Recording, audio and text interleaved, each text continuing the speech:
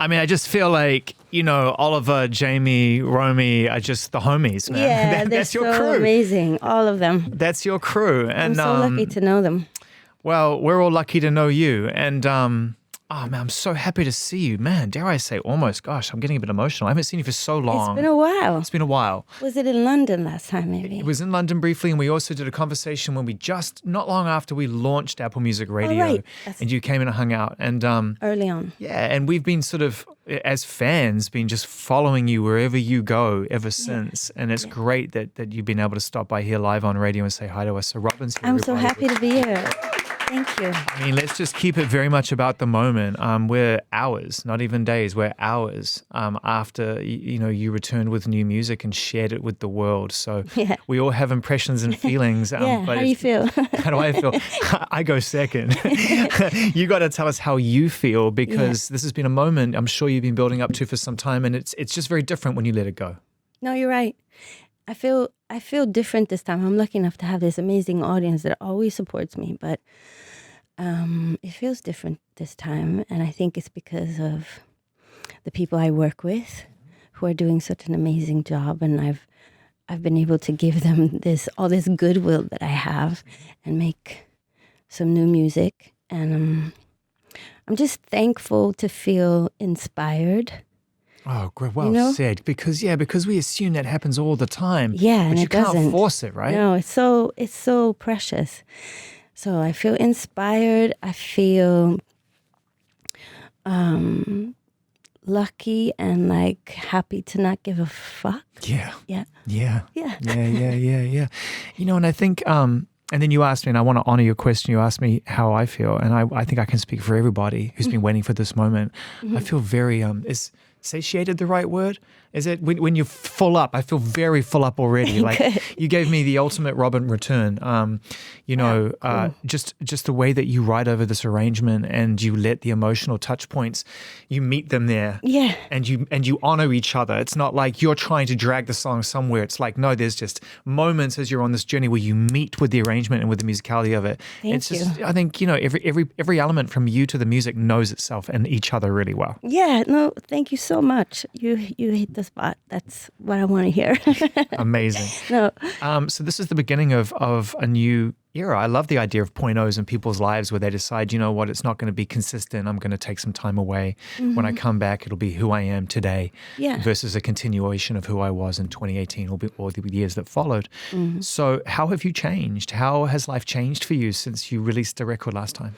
I think the upside maybe of taking my time, which I usually do, is that I work through the initial feeling on wanting to just react to the last project. Do you do that creatively? Do you make music in reaction that to some degree, even subconsciously or partly, is serving a purpose but may not see the light of day? Yeah. I make music all the time, but this song was written like 10 years ago.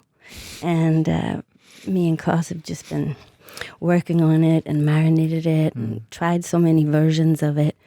And I think when you work through those initial thoughts, like you get to a place, and I feel like a place that is still very, true with what I've done before, but there is this other quality of freedom now that I have, like also in the way that I'm singing, but also with my long-standing relationship with Klaus, where we're able to kind of just tap into the emotion now and not worry so much. And it's really an amazing place to make music from.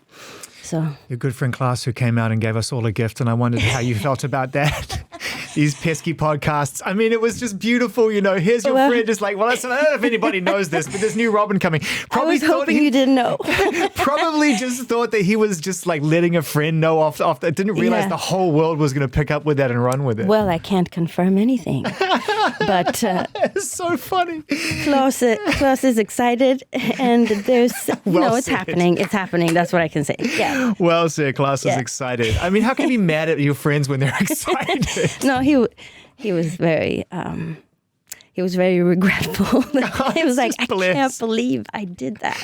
Yeah. So blessed. I mean, I've definitely done it. I've definitely forgotten I was on the record and said things, and after the fact asked for forgiveness. You know what I mean? But you do, you look back on those moments and you do realize the intention was pure. And he didn't think anyone would listen.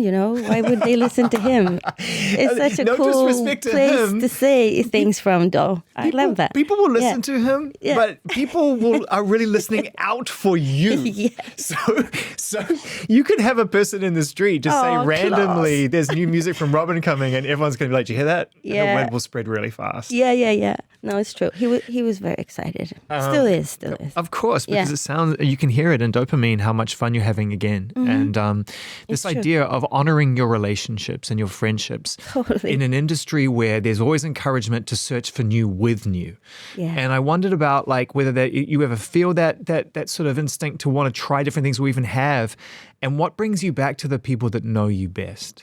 Well, this time it was like I couldn't go anywhere because it was the pandemic. And I was really excited to kind of like try new things, and I was questing for how to realize this thing I wanted to do. But I was kept in Sweden. I wrote a lot of music in Sweden, and then me and Klaus got back into the studio together. And I think our relationship, what benefits the people who listen to my music, and I don't think people know this, is that, because we've basically done the work that a lot of couples don't even do. Like, we've been in like partner therapy for like 20 years. Amazing. Not really, but in the way that we're working. And Yeah. also I think, he has his very specific perspective, and so do I. And it's some kind of like challenging, like feminine, masculine conversation about very existential subjects. We're both like passionate. We've both been, really scared to get hurt by love. And we found each other in this place where we're like, we keep writing about these things. And I just think that relationship and the way that it works is really what makes the music we make together special. And I think I don't want to, say that I'll never work with other people. I think it's great to work with other people, but I think the quality that happens within a relationship like that is that when you keep working, you get this benefit of both falling in love again with the person you really admire so much, but also you have this experience of like, you don't have to pretend or act in any kind of way with each other because you know each other so well. You're so you have both, marriage, right? You're describing marriage. Yeah. A healthy marriage. Yeah, a healthy relationship. Yes, relationship, exactly. Let's not call it what it is. But yeah, that's what you're describing, is like this idea that the harder you work for something, the more rewarding it is. Yeah. Is that where the uncomfortability sits? Because I can imagine that's important to you as well as being in a room with someone that understands you very well. You're also searching for those places you haven't been before. Exactly. So a lot of times when you work together, maybe that stops happening. Like, you know each other so well, you kind of know what the other person is going to say. Yeah. You also, like an old marriage, you're like, I know exactly what you're thinking. Yeah. But we got past that, which was so good. And I didn't know if we would be able to. But that's why this happened. And I think also a lot of people, when you say you make music, when I tell people who don't know what I do, they're like, what do you do? I make music. And then they're like, oh, that must be so fun. And I'm like, no, it's actually not fun. Like, there are moments of pure joy, but the process is very hard and like challenging. And it's almost like a longevity sport. Like, the person who can be uncomfortable the longest will write the best song, So you kind of need to work with the person that is okay with having anxiety together with you for like 10 hours in a studio. I don't want to freak you out. Normally I don't warn people about this, but when someone drops a truth bomb like that, they get the truth bomb. Like, the longevity sport of being a musician is just like, oh my God, Robyn, that's so bang on the money. And I think Brian Eno talks about this kind of idea of eternal playtime. And when you become a musician or a creative, you're searching to extend your playtime, which is what you learn as a kid. But it not being the sum total of it all, that people get obsessed with the playtime of art and ignore the work that's required to do the art. Yeah, exactly. Yeah. I mean, I'm not saying that I know what he knew, but David Bowie said that. That's that classic thing, you know, when you feel comfortable, like go a little bit further, like that's where you'll find the good stuff. I love that he said that, and every now and then that clip comes across my algorithm, and I hate that he said that because I realize I'm not, and I realize that he's telling me something that I need to acknowledge in myself, which is what all the greats do. I'm so happy you're here. Thank you to the team for bringing you in. I'm so happy to be here. You've made this song that has all of the tempo and all of the feeling I want when I'm on the dance floor, but I don't feel like I'm being pandered to sometimes like a record can just like, oh, I'm going to press your buttons. No. It's like, this is super interesting and sonically perfect. Oh, thank you. It's so perfect. I feel the same way after hearing it in here. And I think, no, it really is a testament to Klaus's amazing skill. But I think we wanted this to sound really dry, and it gives the illusion like there is some room on the voice, and that kind of brings all the other sounds sometimes with it. But basically, everything else is like super dry. That's why I love the breakdown so much, because that really gentle art that's just tucked away, and your vocal is just so present. It's like you're right in front of me. Yes. Reverb is overrated, I think. Boom. I think so. I agree. Yeah. It's one of those things I think you should play around with, if only to take off where it's unnecessary. Because when you're dry and it sounds good, like you have so much frequency to play with. It's so I'm blown away by this room. It's insane. No, but and also I think with you, like we said before, that when we spoke before that we aired, the bass line is like, you know, the kind of thing that I did on Dancing on My Own and Call Your Girlfriend and stuff. And when we started working on this song, we were like, you know, we can't fake it or like do something we did before. Like it really is about building it from the ground up again. And it has to feel real, and it has to feel honest and like intentional, and like, you know, that whoever is listening, that, you know, they deserve to feel it. We do. So I'm happy you feel that way. Oh, very much so. And I know everyone, I listen to it in a room with people, and it's like everyone does the same thing. We all respond the same way. And I think that's because, you know, just to be super nerdy about it. But no, for sure. There we go. Can hear you all the time. So the sound is great, but we need to fix our headphone jacks. That's where we ran out of money. Oops. But Oops. no, it's every single element on the song is showing up at the right time and is playing their role. That's why I was saying everything knows itself, or it knows each other really well. Like even the moments when the snare kicks in and it pounds you a couple of times. Yeah. It doesn't overstay. It just comes in and it emphasizes where it needs to and just checks out. Yeah, it's that thing, that Kraftwerk thing. Like, don't ever put the sounds in the same space. Like, let them have their own space. Yeah. And well, it was written, you know, with Tayo and Klaus and me. And I think we finished it in Stockholm, and we started writing these verses. And Klaus was like, just do your Marvin Gaye channeling. And then we had this moment where I was like trying to channel Marvin Gaye on the floor, like lying down on the carpet, singing with my eyes closed. And then these things started happening, and it was like more like an ad-lib thing that we then kind of reworked into a verse, which I think is so good, that these verses are just kind of like speaking It's poems. super conversational. And then this chorus comes that, you know, just holds you. And you know, the thought behind the theme of the song, you wrote it 10 years ago. When I hear it, I really align it to something that's, you know, uniquely human, this idea of having a dopamine rush. This, you know, kind of the reason we're here. Yeah. This idea of like something happening in your life that just gives you purpose for a second, and it comes from somewhere you don't understand. Exactly. And it's where the magic lives. Yeah. You know, there's this conversation being kicked around right now from a few areas. We're involved at Apple from something we created that goes on Apple TV Plus that people are pretty obsessed with because it was done by hand and it wasn't AI driven and it wasn't overly designed in that way, but it looks that way.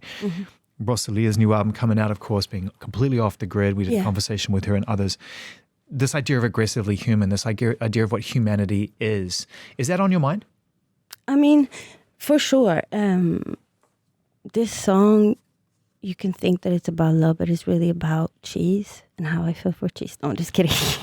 That would be, I would drop one for that. But by the way, No. I have definitely had a dopamine rush eating a Applewood smoked cheddar. You know what I mean? Absolutely. Like the feeling can come from anywhere. But I think we're really... By the way, UK crowd loved that one because it's the only place in the world you get a strong Applewood smoked cheddar. Am I wrong? It's true. I once got given half a wheel of Applewood smoked cheddar for Christmas, and it was the best gift I got. No, cheese is also very underrated, I think. But no, but it's funny how like we want to feel in control, but we're really just like blobs. Why do we want to feel it so badly? Is it just on a rock that's spinning around in space, and like the illusion of control is so fragile? Yeah. So I think that's what dopamine is, right? Like it takes over and it gives you this like amazing feeling, but it's not something you can control where it comes from. I mean, you can with substances in a way, but that's the thing. Like that's where it lands, right? Yeah. It's the system in the brain that is wired to keep you motivated, and it takes you really into really weird situations, like in love as well, which I think is such a big drug for so many people, me included. And I don't know, it's funny because we're also in this society now that just kind of dopamine is so in every part of our daily lives, right? It's interesting, but it's also this thing. I think maybe it also talks about, you know, how we're afraid of that now, which we shouldn't be. We shouldn't be afraid of love. You know, I think a lot of also younger kids, you know, like you're on social media, you want to stay away from the things that are going to hurt you or that are going to be bad for your health, or you know. But there's also part of life that is like, when you get to the end, like you want to make sure you lived and you had those experiences, and when you're in it, there is this combination of like it being so physical, but also this existential part of you where it's like, is this really good for me? Is it where I'm supposed to be? And I guess just being in that moment, that's what the song is. Just not analyzing it too much, just letting it kind of happen. Oh, I mean, it speaks so much to what you've achieved over the course of your creative life. I mean, you know, I said on the air, I'll say it to you now in person, I'd be honored to. You know, I went to the Palladium show a few years back, and it's in my top 5 live shows of my life. And to be able to add a new show to a list that really should have closed 10 years ago, you know, you get to a point in your life, it's like nothing's going to beat Radiohead in 97. But, you know, it does. It's like it was just incredible. I loved how it took you 10 minutes to come out. And you because to me, what it felt like you were giving us all a chance to find our space. Was that the purpose? No, that's so right. I'm glad it felt that way. Yeah. It was so, that whole album was about that. Like just letting go of like a normal song structure and like something that you can experience in a club. I think that's where I learned how to do that. It must have been great being backstage or side of stage, getting ready to go on and watching everyone go from this traditional environment of facing the stage and it being about what you're going to do when you go on the stage. Wow. And after 5 minutes, everybody started looking at each other, and then it just turned, and people started putting their heads down, and people started looking in different directions. Oh, cool. And it wasn't, and it was only when you walked back on, everyone was like, oh, it's a concert. Like I really felt for a second there it was a club. Yeah. No, I'm so happy you say that. That really took me back now exactly to what I was thinking when we put that show together, because I really wanted people to kind of, like you're saying, like turn inwards first and then like be together. Yeah, so that makes me super happy. I forgot about that. But yeah, it was a long intro. It was spectacular. It was such a spectacular show, just so beautifully done and so tasteful. And thank you. So when it comes to applying yourself to new music, I want to go back a little bit to pick up where we were. We talked a little bit about kind of airing out the reaction music, kind of reacting to what you've done before and recognizing that it's going to serve its role, but it's not going to be the thing that takes you into new territory. Yeah. What does it feel like, if you can put it into words, when you realize that you're in the clear and that there's free space ahead of you and you're not beholden to something you've done before? Oh, God, that's a really good question. And I don't want to say too much. Like, it makes me want to talk about things I'm not supposed to talk to you about yet. But this... That's my job. I know, you're really good at it. I got your back. If you start to cross the line. Okay, Plus, just everybody mute. frantically went to Just their push phone when I mute. asked that question and started texting behind you immediately. No, but I think there was, okay, let's talk about this song. So also with Dopamine, since it was written 10 years ago, there were many versions of it, many ideas of how it was going to be realized. And there were moments where I felt like me and Klaus were like too nostalgic. I hate nostalgia. It's like not a good place to be, I think. Can I jump in there with just a quick follow-up question, but without, hopefully you don't lose your train of thought. Is that in life or just in the arts? Do you allow yourself any nostalgia in your life at all, or is it generally a no-go? I can allow myself nostalgia, definitely, for things that I love, and feelings and other people's music and memories and friends and stuff like that. Of course, yeah, that's a part of life, and also a way to be thankful for the things that are amazing. But I think in music, it's lethal. Like it's a really bad place, and I think we were in. You have to go through all the bad versions first, and then there's some nostalgia, and then there was like a place where I'm like, I don't even know what this is. Like, what are we doing? Like, this is, I can't describe it, and that's where it kind of started to take shape, So like we pushed past that place into something that felt very artificial in one way, because the production is so almost plastic, but very warm, very dry, very like the voice got a lot of space, and we just pushed through to this other place.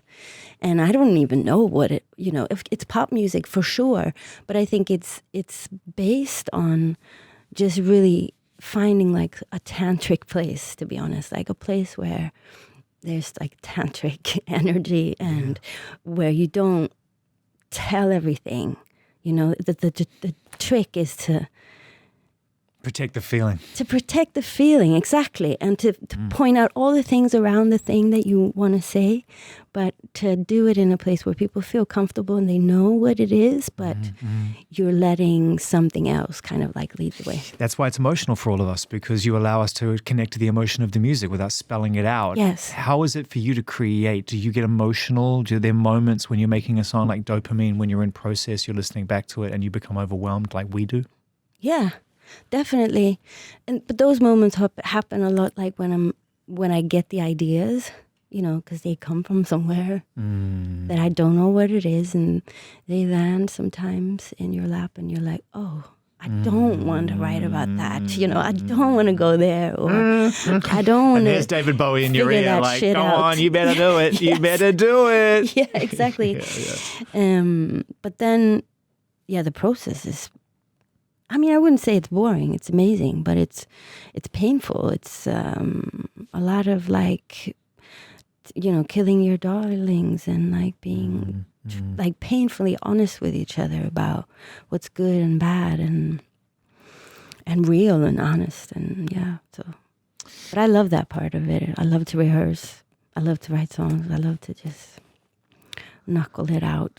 You've spent the last few years post-tour and before Dopamine in playtime, it feels like, running around having a good time, jumping up on stages and jumping in studios you like the person and it's a good vibe. Yeah, and I've been lucky enough to, have amazing people ask me to come, like when Charlie asked to come to London and I was, asked to do Dancing on My Own in their set. I was just like, you're crazy. Of course I'll do that. And I didn't think it would work. And then it was like the best audience ever, and with Jamie, of course, the song we did, and I'm just lucky to have good people ask me to do stuff. When you sort of step into somebody else's space, and you, it's additive.